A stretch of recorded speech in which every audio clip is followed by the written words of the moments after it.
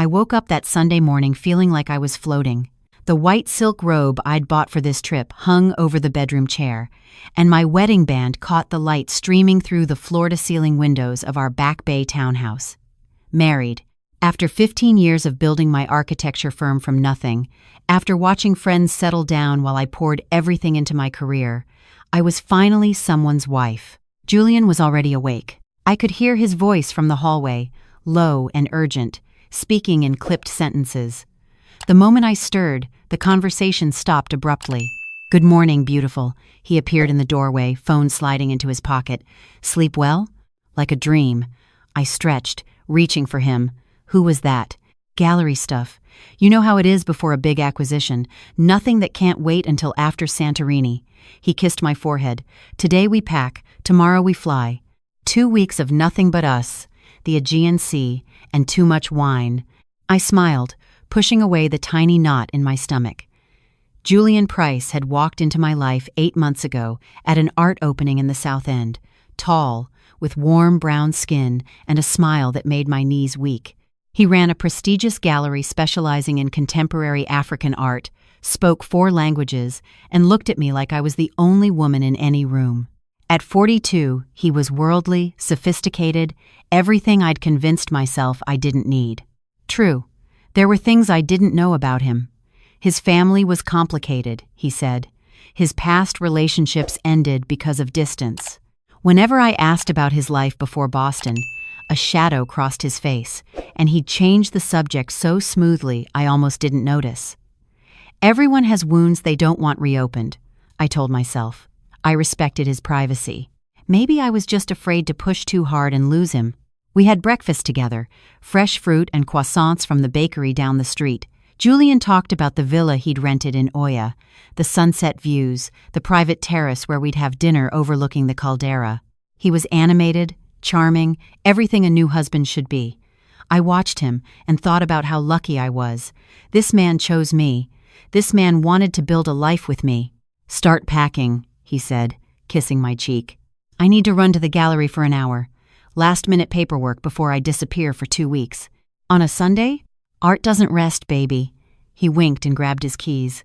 After he left, I went to the walk-in closet and started laying out summer dresses, sandals, swimsuits. My phone buzzed on the dresser. Unknown number. I almost let it go to voicemail, but something made me answer. "Hello?" A woman's voice, British accent, tight with barely controlled emotion. "Is this Amara Collins?" "Yes." "Who is this?" "My name is Genevieve Price. I'm calling about my husband, Julian." The world tilted. I gripped the edge of the dresser. "Excuse me?"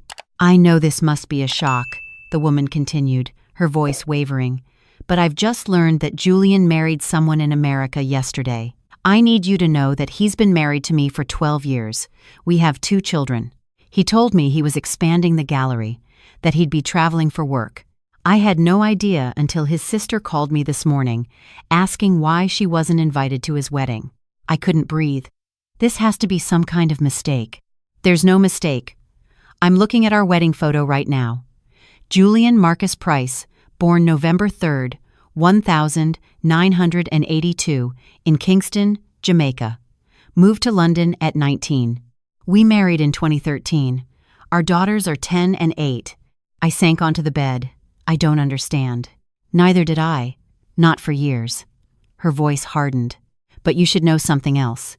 Before Julian came to Boston, he had a business partner here in London, Trevor Okonkwo. They ran a gallery together. 2 years ago, Trevor died in what police called a suspicious accident.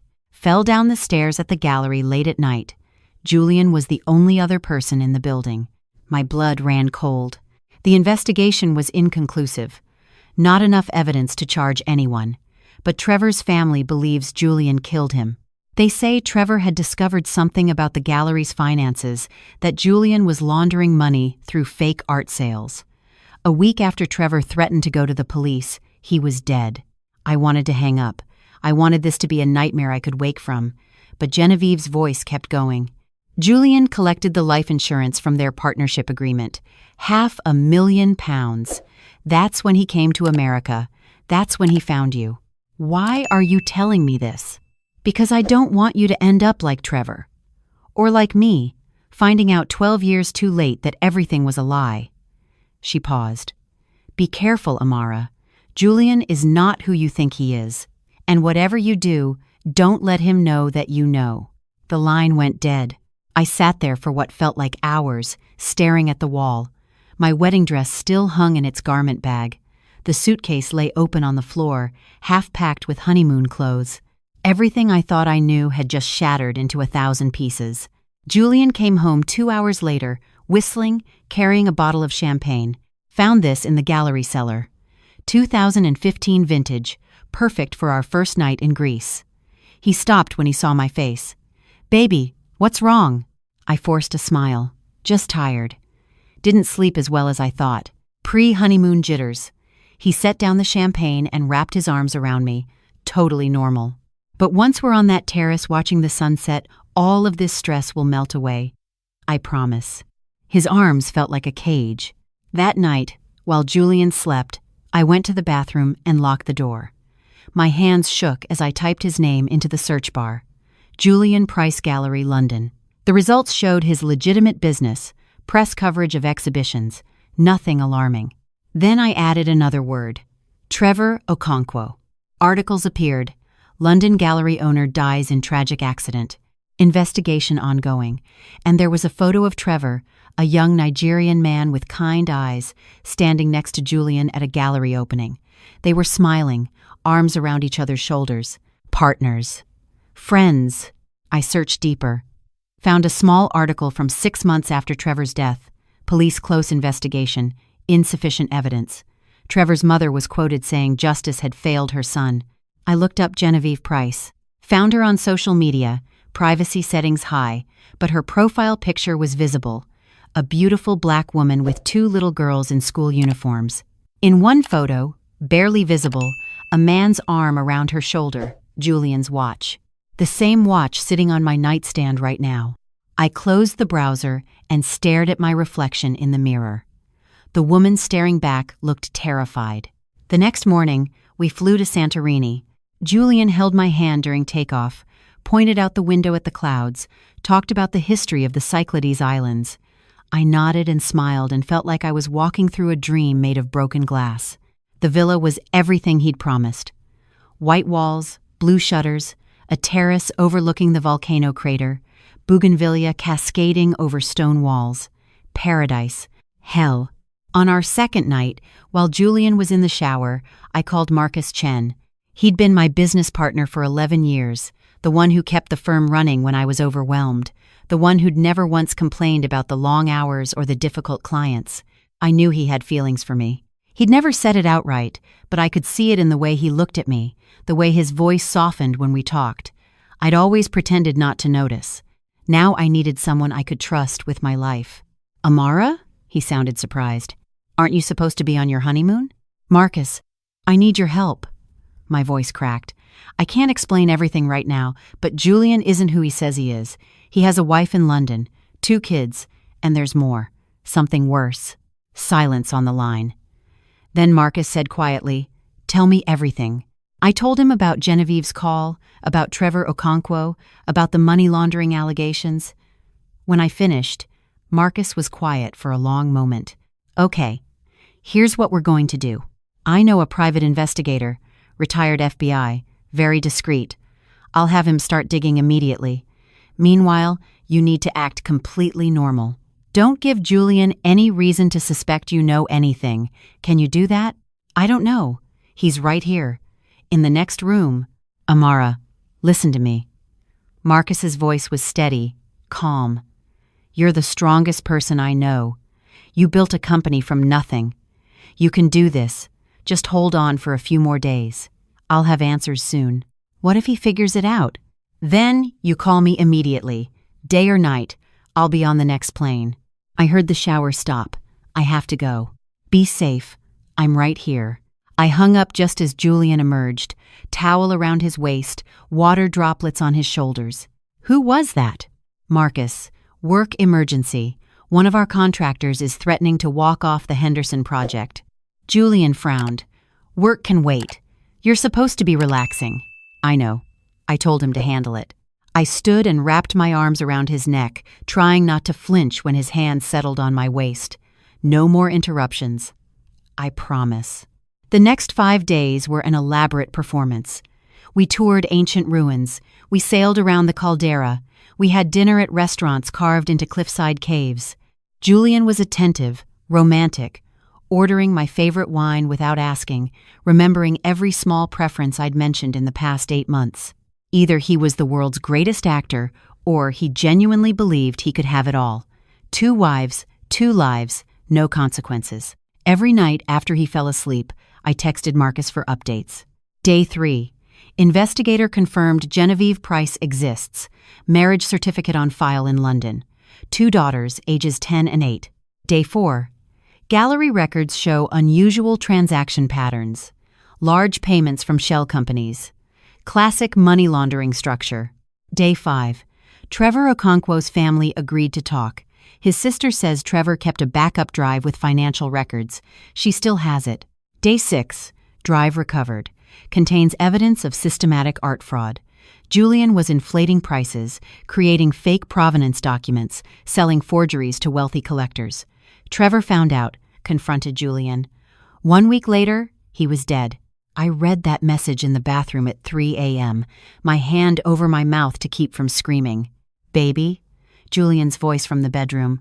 You okay in there? Fine. Just couldn't sleep. Go back to bed. On day 7, Marcus called with the plan. The investigator had contacted the FBI's art crime team.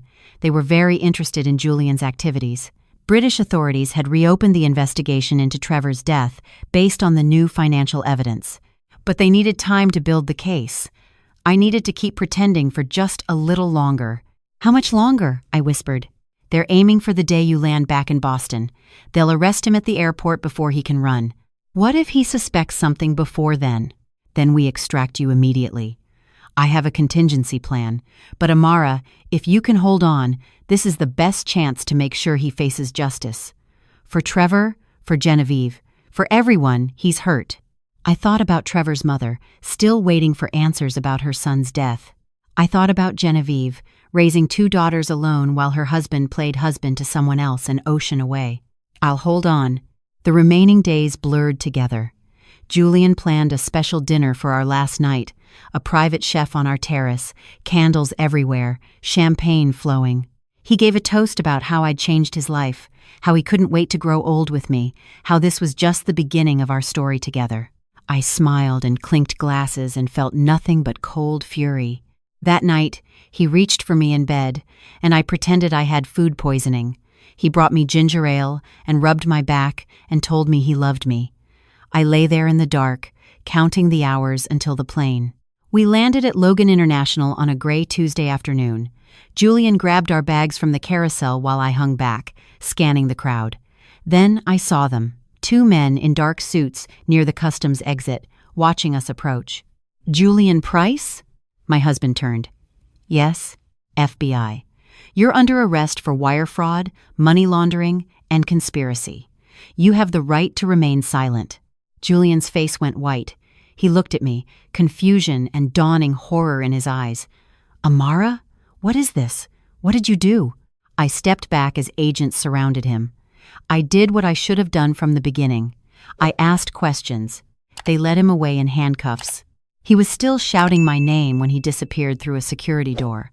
Marcus was waiting outside arrivals. He didn't say anything, just wrapped me in his arms and held me while I finally broke down. The investigation took months. Julian's gallery was seized, bank accounts frozen.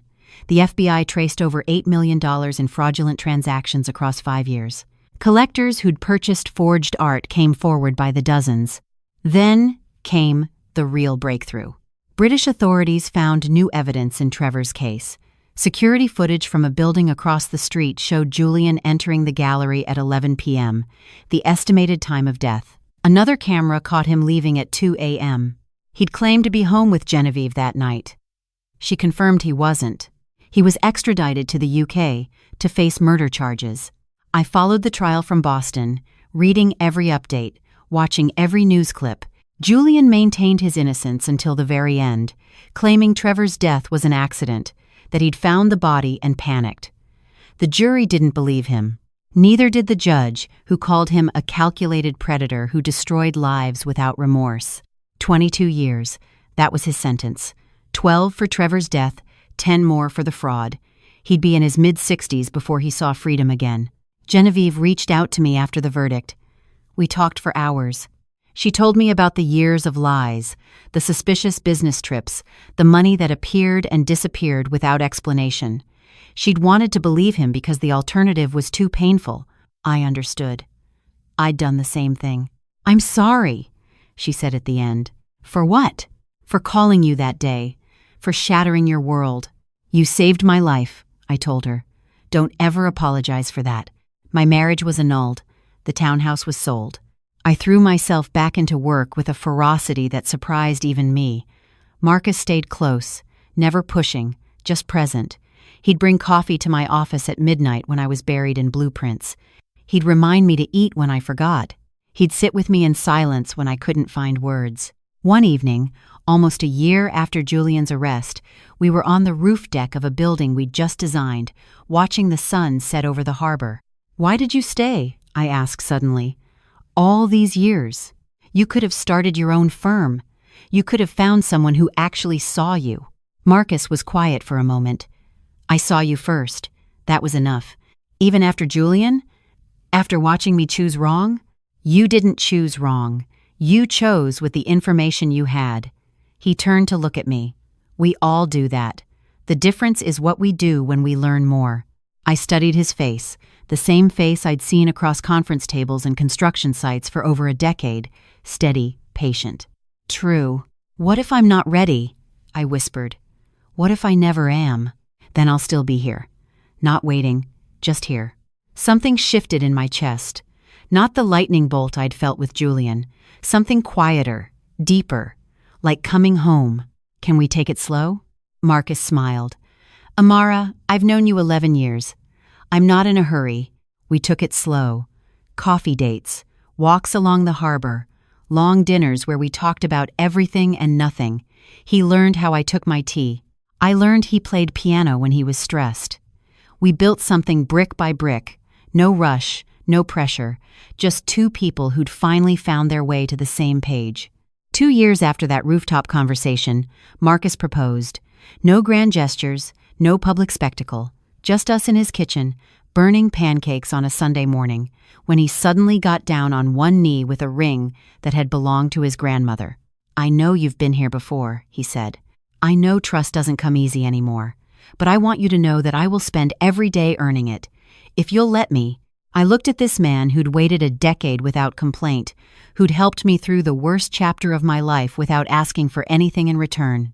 "Yes." We got married in a small ceremony, just close friends and family, on a beach in Rhode Island.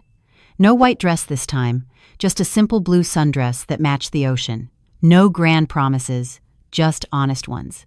To show up, to be patient, to choose each other even when it was hard. Genevieve sent flowers.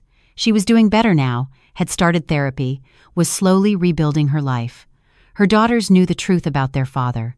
They were resilient, she said. Kids often are. Sometimes I still think about Julian, about those 8 months when I believed in a fantasy. I think about Trevor, who died trying to expose the truth.